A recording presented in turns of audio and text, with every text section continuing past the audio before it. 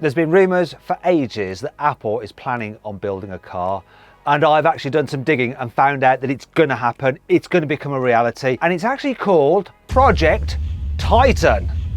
That's an appropriately dramatic sounding name, but it's going to be dramatic, this car, because the features this car is going to have, it's going to blow your mind totally. How do I know that? Have I got a crystal ball? No, it's not because of that. It's because I've trawled the patent office and I found loads of really cool ideas and concepts that Apple has patented for a car. And in this video, I'm going to talk you through all those different things that they've patented, the best, most exciting ones, and it's going to completely revolutionize cars in the future. Anyway, I'm Matt Watson and you're watching CarWow. And this really is going to be wow, believe me. Before we get into the meat of the video, let's just fully understand what a patent, or if you're in America, you're probably calling it a patent, actually is. So for that, let's refer to Google. A government authority or license conferring a right or title for a set period, especially the sole right to exclude others from making, using, or selling an invention. Essentially what it means is that inventors can actually legally protect their ideas so other people can't steal them. And that's basically what Apple is doing, so that other people can't steal these ideas which it plans to use on its cars. Manufacturers do this all the time, and it gives you a clue what their cars will be like. For instance, Jaguar Land Rover had 125 new patents for its new Range Rover. Right, now let's look at some of the Apple patents. So this is the first one that I found. It's like a child's drawing of a car. The interesting bit though is the stripe across the middle. Yeah? You see, that actually signifies a screen, like a phone screen, that can display stuff. So rather than just a metal body panel that's been sprayed with paint, you're going to get an OLED screen on your car's bodywork. Now they go further at showing what could be displayed on there. So the first thing to look at is this. Do you know what that is? Well, I think that's a speedometer. So you could display a speedometer on your car's exterior, so other people could see how fast you're going, which wouldn't be ideal if you just whiz past the police, would it, if you're breaking the law? Another image we see is this. It's like someone's just been doodling, really. But actually that shows that you would be able to just display various patterns on the screen, which forms part of your car's bodywork.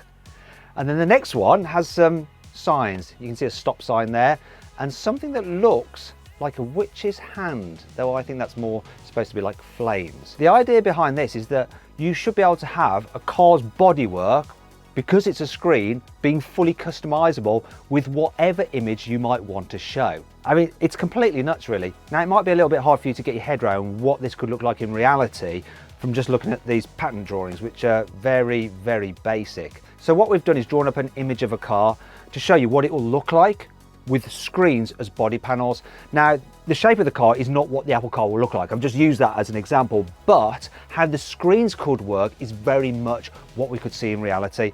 So displaying all sorts of messages or images, or of course patterns. Obviously, this feature is going to put the car wrapping business out of action, isn't it, really? Why would you ever need to get your car wrapped when you can just change the look at it with a simple download of a wallpaper for your car? Now, customizing your car is one thing. The real benefit of this system is being able to warn other drivers of any emergency maneuvers you might be making. For instance, having a warning sign pop up if you're suddenly having to make an emergency stop. Now let's move on to the next patent, and it's this. Can you tell what that is? Now, to me, it looks a little bit like the anatomy of the eye that you drew in biology class at school.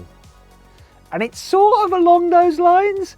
So basically what this shows is that Apple is working on a LiDAR system for its car. Now, LiDAR is a bit like radar, except for instead of using sound waves to identify objects in the distance, it uses light waves, and it just allows for improved accuracy over radar. Now, a lot of manufacturers are currently working on LiDAR systems, and Nissan says that in the future all its cars will get them. Also, Hyundai recently revealed its Ioniq 5 Robo-Taxi, and that has LiDAR as well, which enables it to drive itself without knocking people over and crashing into things. Now, that car is actually going to go into production and be produced and used in the real world. But Apple are going one better. See, rather than just having a LiDAR sensor on the car, it's also going to have LiDAR reflectors fitted to its car, and that's what this particular patent is all about. And that'll make it much easier for the other manufacturers that have LiDAR to recognise its car, which will make its car even safer. These next patent drawings are more evidence that Apple is working on its own car. Because of course, to get into your Apple car, you're not going to want to use a boring old key. You're going to use your iPhone or your iWatch, aren't you? Simple. And that's what all these drawings are suggesting about how you pair the watch to the car and how you pair your phone to your car. I mean, it's nothing new, this. Tesla, you can open it using your phone. It's all done for NFC, near field communication. You just scan your phone next to the car, it reads it, and it lets you in, and once again to start it. However, there's rumours that Apple is going to go one step further because it doesn't want to just copy manufacturers, it wants to lead and innovate. And it's apparently working on face recognition to let you into your car and to start it. The next patent is all about climate control. So how the heck is Apple going to revolutionise climate control in cars? Well, we've got this diagram here, which doesn't look all that amazing really, does it? You've got zonal climate control, nothing new. You've got air heating or cooling, once again, nothing new. The interesting thing comes on the next patent slide. So have a look at this. Now, if you zoom in, you will see something that says body part temperature. What does this mean? Well, rather than you just setting your temperature in the car, Apple wants it to be set automatically for you so you're as comfortable as possible. And not just you as a whole, but bits of your body are at their optimum temperature. So this body part analyzer should be able to see how hot your head is. And if it's a little bit over hot, it can blow some cold air to cool you down.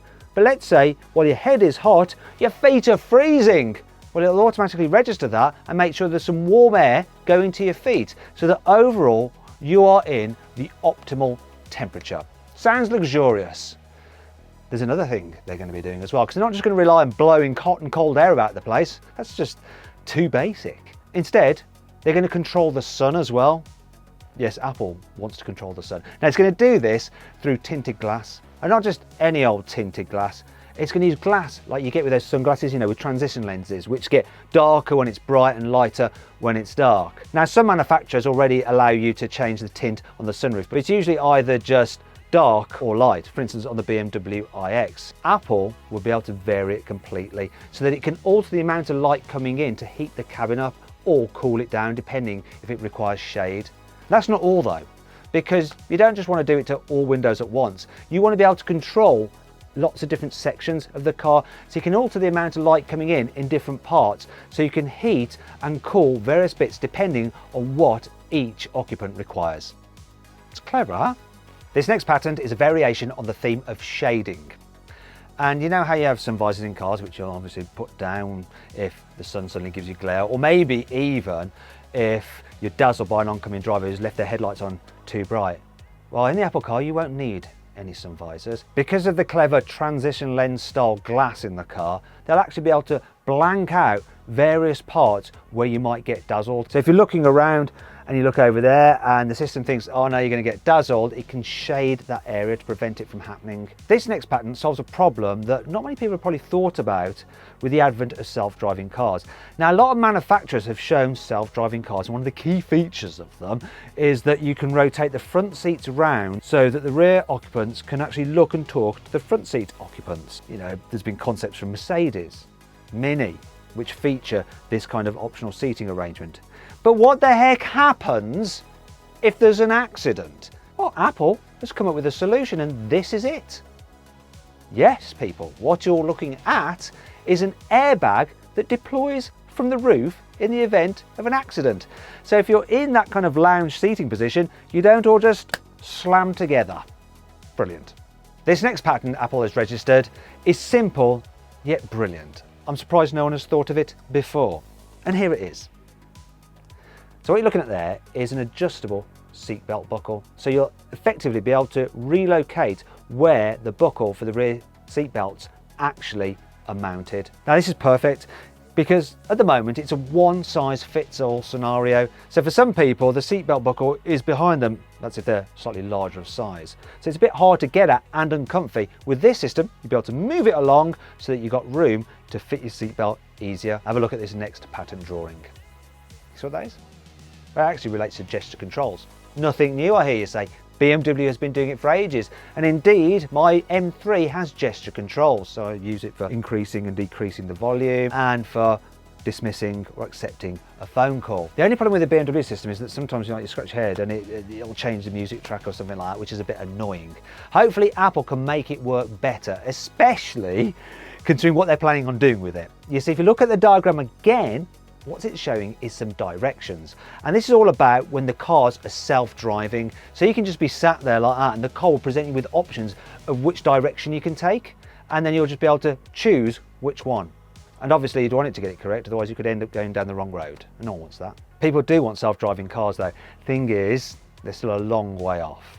So this kind of technology, it's more Apple just like staking a claim rather than saying this is going to be in our Apple car right from the get-go.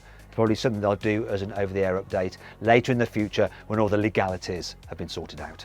This next patent is all about charging. As you can see, the diagram shows how a charging station can actually automatically connect to a parked car, so you don't have to get out and mess around with plugs and all that kind of stuff. Now, once again, this is nothing new. Tesla has done a prototype of an automated plug-in system, though Tesla's one looks a little bit too sexual. In fact, if Tesla actually put that thing into production, I bet there will be some people who have to call the paramedics because they accidentally slipped and got impaled on Tesla's prehensile charging cable. Now, this next diagram moves the game on ever so slightly.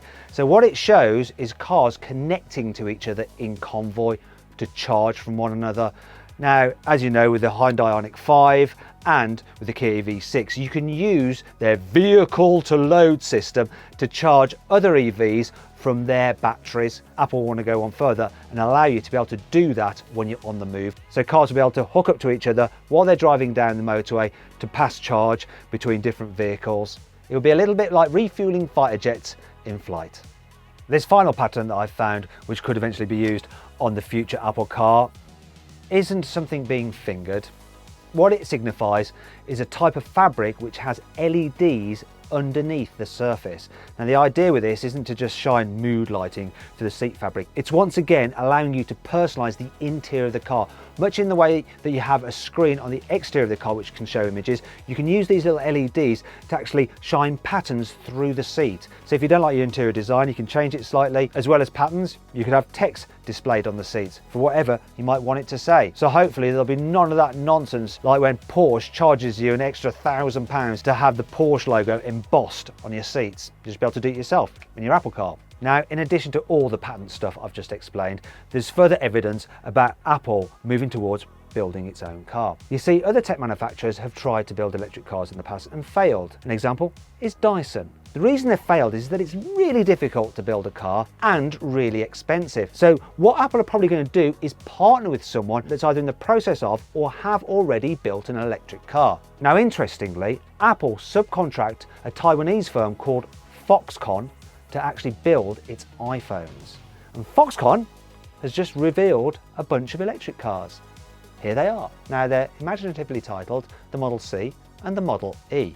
Can't guess where they got the naming idea from, but they're good looking cars and they're real cars.